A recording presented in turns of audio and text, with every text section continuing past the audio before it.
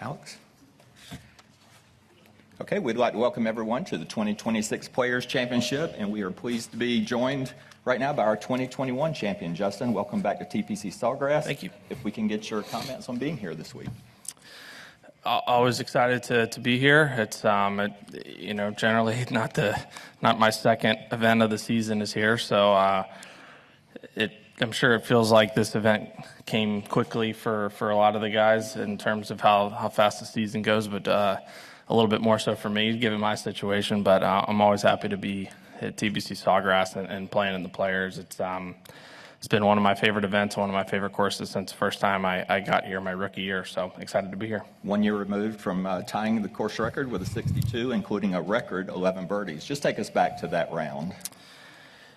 I think it was a lot of fun. It was needed after my Thursday round. I think a very, I love Joe Scovern to death. I think I played with Lud the first 2 days, and the relationship we have, he texted me that night and he goes, a lot of people are going to talk about your round Friday. He's like, but I remember your finish on Thursday. I birdied my 7th birdie, the 8th hole and the 9th hole. The shoot, I think it was like 79 or something like that. So I felt like, I took a little bit of that momentum and rode it into Friday and had nothing to lose. And it was one of those fun days where you go a little unconscious and just kind of see pin, hit pin, and made some putts while I was at it too.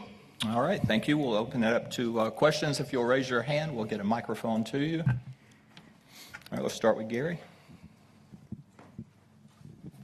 Let's start with something a little bit off the wall, I guess. But how much do you pay attention during the week of a tournament to the weather conditions, either that day or across the week? And do you kind of have a lot of weather apps on your phone, or do you rely mostly on the tour guys, Stuart Williams and Wade? I'm going to tell you. I have 6 weather apps. I have it.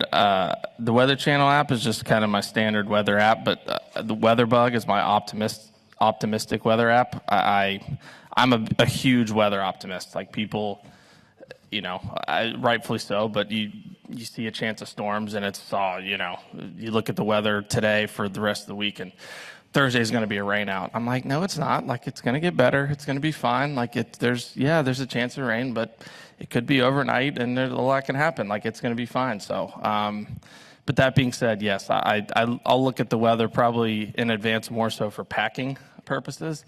A place like this, I feel like I've played enough that getting different wind conditions doesn't necessarily like throw me for a curveball, like maybe, playing some places like majors that we don't play that often. If you're playing practice rounds all with the south wind and then say it's a north wind in the tournament, like that can throw you for a bit of a curveball if it's a place that you don't play often. But this place, I don't really see that. So I'll look at weather and as I said, I got 7 or 6 options. So maybe I'll just go whatever one has the best. Is the information you see pretty much match what the tour meteorologist services are giving you?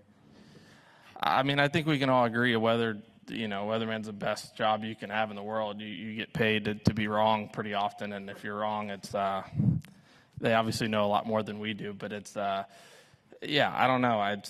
Especially anybody that's spent time in Florida, let alone lives here. We have stuff that can pop up pretty quickly left and right.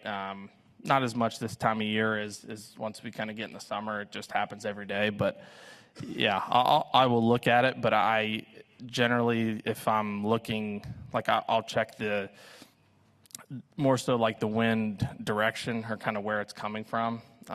Like before I'm going to warm up, or if it's like a long walk to the first tee, even I'll look at it and you can kind of get an idea of where it is in my warm up and go from there.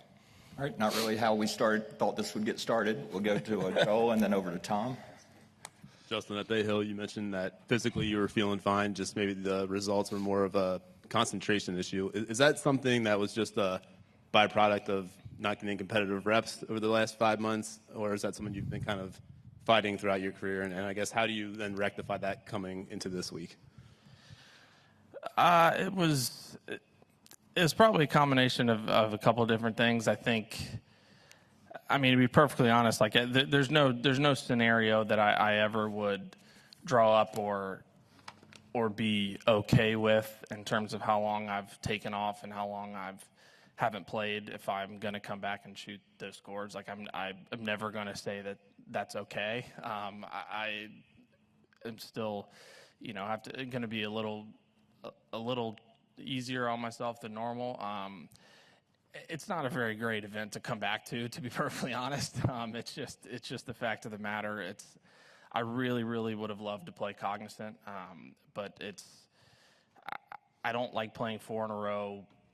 I haven't my whole career, so I definitely don't want to start my season playing 4 in a row given the circumstances. And I feel like here in Tampa, Tampa's a golf course I love, and I just really feel like I have a great chance to win every time I tee it up. So it just is more of one of those things, again, of yes, it's the event I want to play, but it's just kind of the way that it unfolded, that I'm starting my season probably at the toughest test that we have.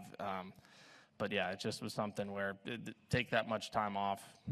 I generally am a little bit rusty just in terms of the thought process and kind of how you're plotting your way around during a tournament versus not. So I usually am after a couple weeks. So it was all that and more after 6 months.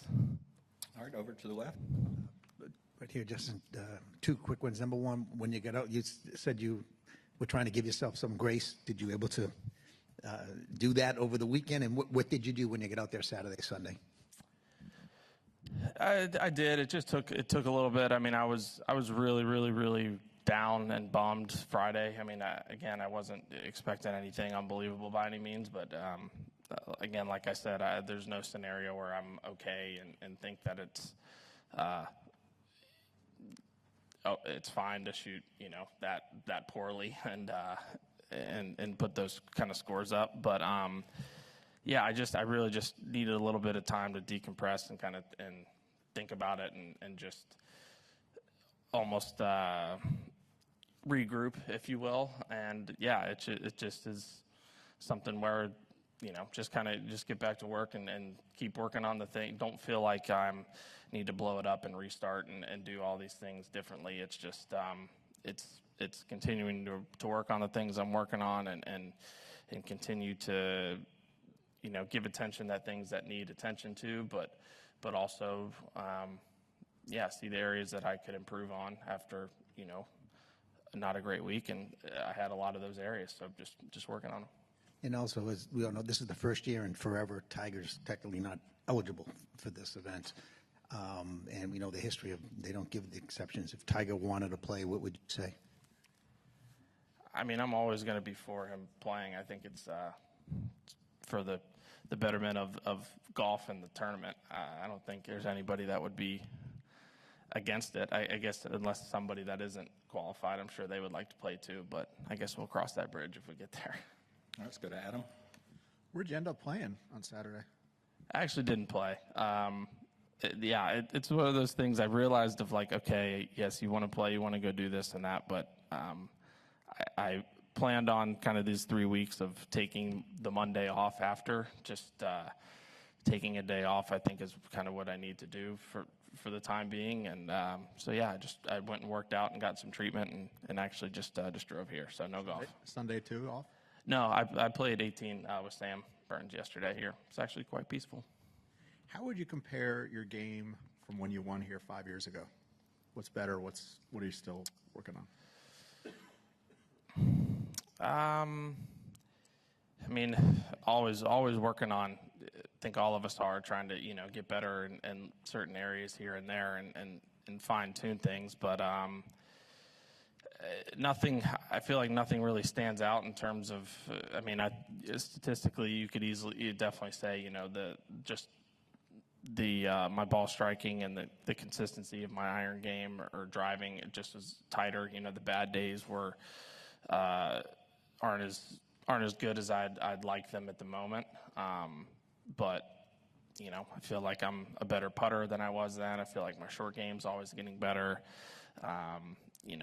There's definitely times that I maybe I'm not thinking my way around a course as well as I would like to, or that I maybe have in previous years or a week like that. But it's all in there. It's not like it's something, talent or skill set doesn't go away. It's just not there at a specific time. So it's just trying to get it to come out as often as possible. Yep, let's go to Sean in the middle.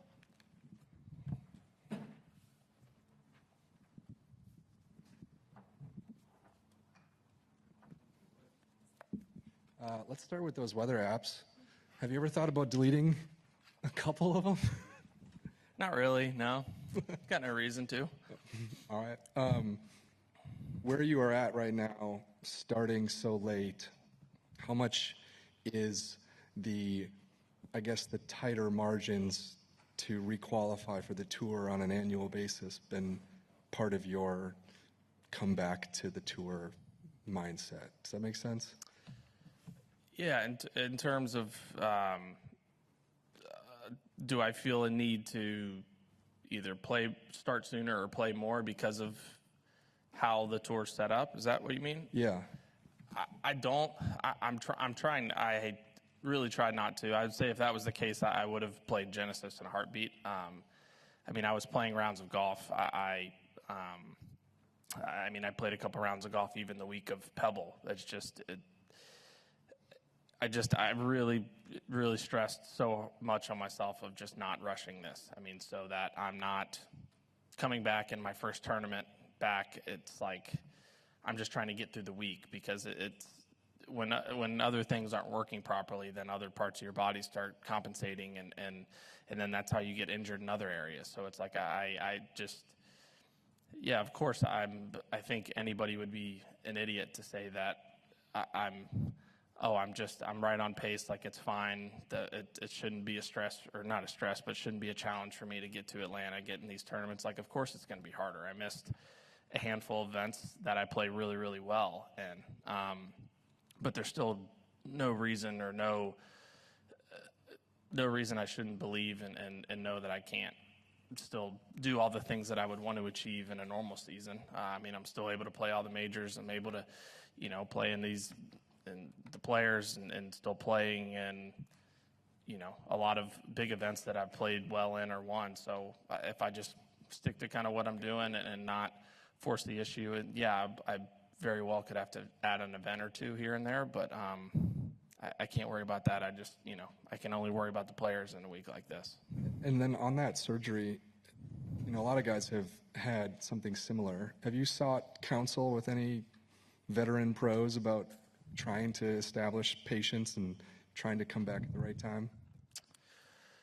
A little, yeah. I have. I'd say the resounding thing that I heard most from everybody is just, no one's ever come back too late.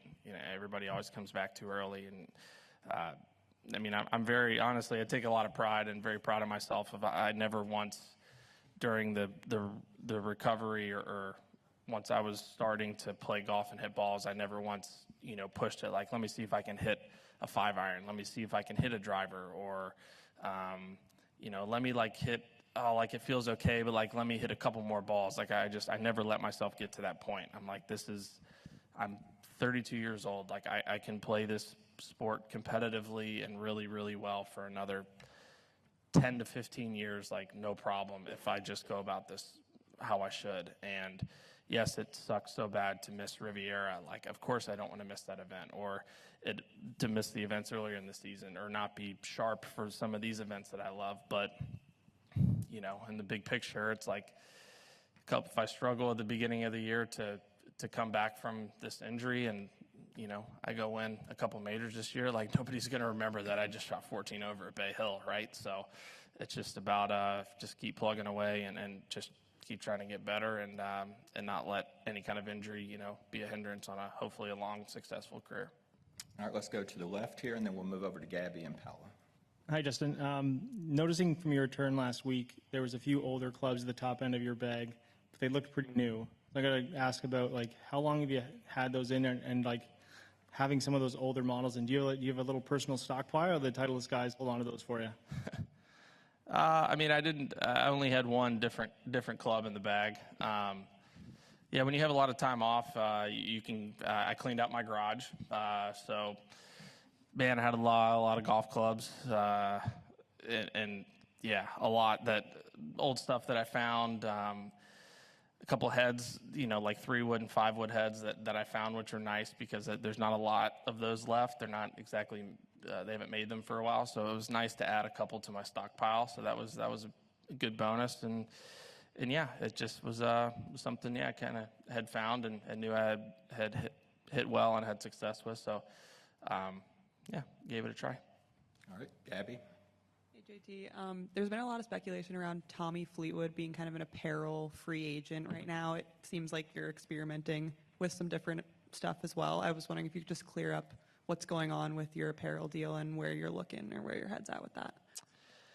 Yeah, I'm wearing whatever I want every day I wake up. It's kind of nice.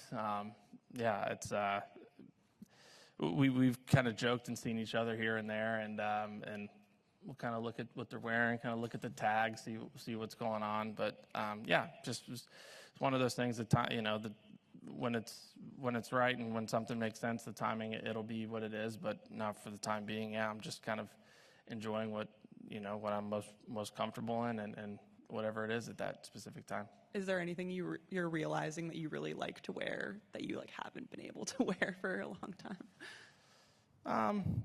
I don't know. It's hard to say. It's just I think it's more of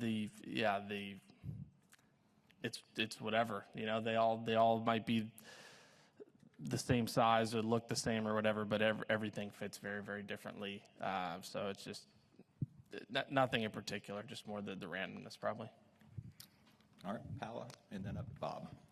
Well, with your familiarity with this event and success here, would you say that the course or the tournament as a whole has gotten tougher or easier from your perspective, from a course setup standpoint? Have you seen or noticed anything over the last few years that stood out to you in terms of how hard or how easy the course is playing? I think in general in March it's going to play easier. I think the scores will be lower just because it's most likely going to be softer. I mean when it's overseed versus Bermuda, you're just victim to the type of grass. I mean, I think we see it any place we play overseed, like the fairways last week are overseed, and it's like the tee shots, the fairways are still firm, or you can see it's burnt out, but we'll still get mud balls. Or a week like here, I mean, it was not soft by any means, and yesterday, Sam and I still get a fair amount of mud balls. It's not anything to do with the condition of the golf course. It's just when Augusta's the same way. It's just the overseed, how it is. It's just the mud or something in the soil. It picks up more mud. I don't know the scientific reason why, but I've played enough golf to realize that is the case. But because of that, it's just softer than it is when it's Bermuda. So, and anytime you give us a softer golf course, I think that we're generally going to play it better because the ball will. It's easier to get it close to the hole, and you have more access to to certain pin locations and chipping around the greens. But with that being said, is you can get some pretty cold, nasty north winds in March versus May. So, like most situations, the weather has a lot to do with it. But I would say, as a whole, it's going to play more under par in March than it did in May. Is there any way to set it up potentially harder, given, like you said, the conditions and sort of the reality of the time of the year? What do you mean? Is there anything setup-wise that could be done, do you think, to make it more challenging? I don't know. I mean, I think they grow the rough out pretty proper. It's the same every week. It's frustrating, watching and seeing, whether it's golf fans, people, whatever it is, of getting frustrated about seeing scores what they are. But at the end of the day, a lot of what the course is they're victim by the conditions and the weather. I mean, the tour can do all they want, but at the end of the day, if it rains and it's soft, they can't. Yeah, I'm sure they have maybe some sub air. They have something that could make it firmer, but it's still going to be softer. And that's just, when it's softer, it's going to play easier. It just doesn't matter where you are or what the situation is. That's just kind of the way it is. All right, let's go Bob and Adam, and then we're going to wrap with Doug. Just curious, have you had any formal or official discussions with anyone about being the next Ryder Cup captain? And specifically, I guess along those same lines, would any of them have been Tiger? Have I personally? Right. I mean, you know, with the group or what have you, just, you know, I don't even know if there is a formal thing that would occur, but. Yeah, I'm on the Ryder Cup committee, yeah. And yeah, we've had some conversations, but those are all personal within the committee. What are you expecting as far as when there might be a resolution, if you can even say? Yeah, I think it just kind of wait and see. All right, Adam? Sorry.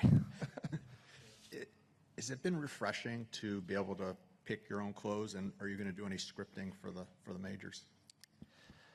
It's refreshing, but it's also it's harder. Like I mean, my wife will tell you, like I sit there and I'll just stare in my closet and look, and I'm like, all right, I can do this with this, and it's. I mean, I love clothes, I love fashion. Like I've always enjoyed it. So that being said, when it comes to like packing, I'm not having her pick the stuff out for me, or like I'm not just kind of grabbing some pants and shirts. Like I like to put together outfits and figure it out, but because I'm doing it, it's probably taking me quite a bit longer than it did it the other way. But that being said, it's still, like I said, it's fun to be able to do to me, and it's not yeah, it's just kind of like whatever you're waking up and feeling that day type thing. But may have to put a little more thought of it ahead of time for some weeks.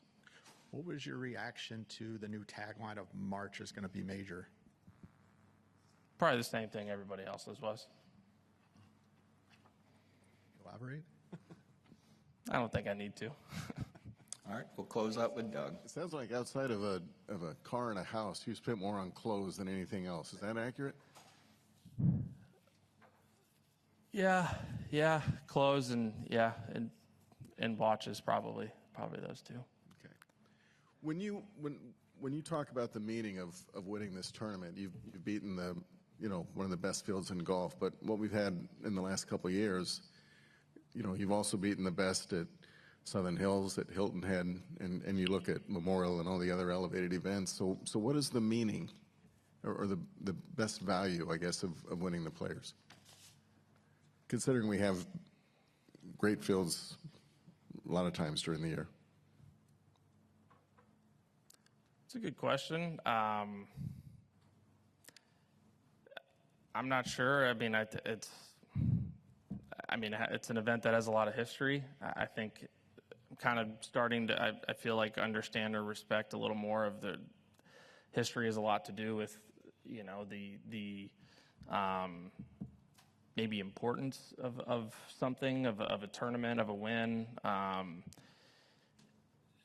So I don't know. I mean, that could have something to do with it. I mean, you could probably say the same thing of just like, well, then why is winning the U.S. Open important? It's like, well, it's the U.S. Open, and it's like, well, this is the Players. You know what I mean? It's a hard thing to explain, but I think obviously, the last couple of years are different given the golf the situation in golf and not everybody being here, but it's still the biggest event that I'd say that we have on tour, and it's one that we all want to win.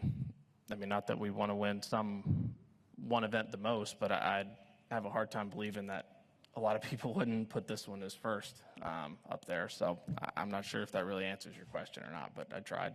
It was a good effort. Thank you. All right, Justin, as always, thank you for your time. Best of luck this week.